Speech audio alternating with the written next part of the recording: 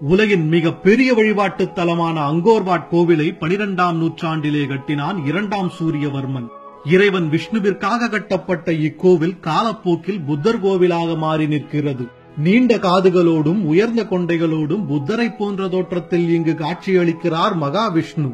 சுமார் 5000 ஏக்கர் பரப்பளவில் எந்த ஒரு அதிநவீன தொழில்நுட்பமும் இல்லாத காலகட்டத்தில் வெறும் 27 ஆண்டுகளில் கட்டி முடிக்கப்பட்டது இந்த கோவில்.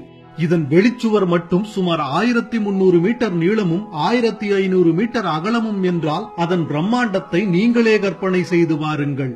இன்றைய காலகட்டத்தில் இப்படி ஒரு கோவிலை கட்ட வேண்டுமானால் சுமார் 300 ஆண்டுகள் தேவைப்படும் என்று கூறுகிறார்கள் பொறியாளர்கள்.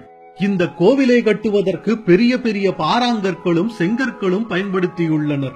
இவ்வளவு பெரிய கோவிலை கட்டி முடிக்க சுமார் 60 லட்சத்தில் இருந்து 1 கோடி பாறாங்கற்கள் வரை தேவைப்பட்டிருக்க வேண்டும். அந்த கற்களை 40 கிலோமீட்டர் தூரத்தில் உள்ள ஒரு மலையில் இருந்து வெட்டி எடுத்து வந்துள்ளனர். தரை வழியாக பெரிய கற்களை கொண்டு வருவது சிரமம் என்பதை உணர்ந்து மலையில் இருந்து நீர்வழி பாதை அமைத்து கற்களை மிதவை மூலம் கொண்டு வந்துள்ளனர். இதற்காக கோவிலுக்கும் மலைக்கும் நடுவில் இருந்த ஏரியை பயன்படுத்தி உள்ளனர்.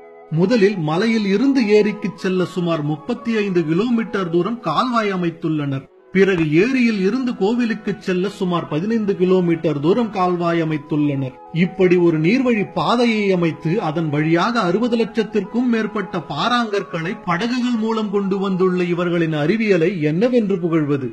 அத்தனை லட்சம் கற்களை ஒன்றோடொன்று இணைத்து அதில் ஒரு கோவிலை அமைத்து கண்கவர் சிற்பங்களை வடித்து அறிவியலில் சாதனை படைத்துள்ளான் நம் பழந்தமிழன். அந்த கோவிலில் உள்ள 3 நிலைகளை கொண்ட உயர்ந்த கோபுரமும் அதை சுற்றி அமைந்துள்ள 4 கோபுரங்களும் மேருமலையை குறிக்கின்றன.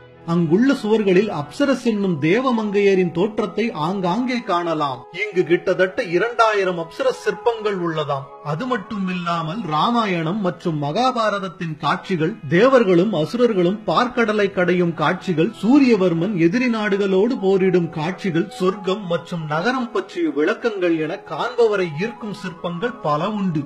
அது மட்டுமா, தமிழ் கடவுளான நமது முப்பாட்டன் முருகன் மயில் மேல் அமர்ந்திருப்பது போன்ற சிற்பமும் 8 கைகளுடன் கூடிய 15 அடி உயர விஷ்ணு சிலையும் இங்கே காணப்படுகிறது.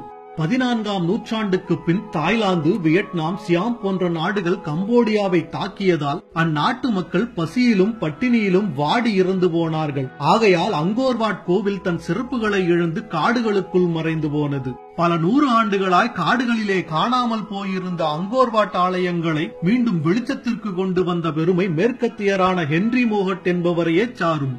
இவர் கடந்த 1860ஆம் ஆண்டில் இந்த கோவிலை காட்டில் கண்டுபிடித்தார். அதன் பின்னர்தான் இந்த கோவில் மீண்டும் சீரமைக்கப்பட்டு சுற்றுலா தலமாக மாற்றப்பட்டது. தமிழர்களின் சிற்பக்கலைக்கு சிறந்த எடுத்துக்காட்டாக விளங்கும் இக்கோவிலை உலக பண்பாட்டு சின்னமாக அறிவித்தது யுனெஸ்கோ அமைப்பு. அது மட்டுமா, உலகின் 8வது அதிசயமாகவும் இந்த கோயில் புகழப்படுகிறது. இன்று புத்த நாடாக இருந்தாலும் கூட கம்போடியாவில் தமிழ் கலாச்சாரங்கள் பரவி கிடக்கின்றது. அவ்வளவு ஏன், அவர்களின் பெயர்கள் பல இன்றும் தமிழ் பெயர்களாகவே இருக்கின்றன. பிள்ளையார் இன்றும் அங்கு பிரசித்தி பெற்ற கடவுளாகவே விளங்குகிறார். இப்படி உலகையே ஒரு கட்டுக்குள் கொண்டு வந்து கலாச்சாரத்தையும் பண்பாட்டையும் உலகிற்கே கற்றுத் தந்தார்கள் நம் தமிழ் மன்னர்கள். அத்தகைய கலாச்சாரத்தை நாமும் கட்டி காப்போம். நம் தாய்மொழியாம் தமிழ் மொழியை மீண்டும் உலகறியச்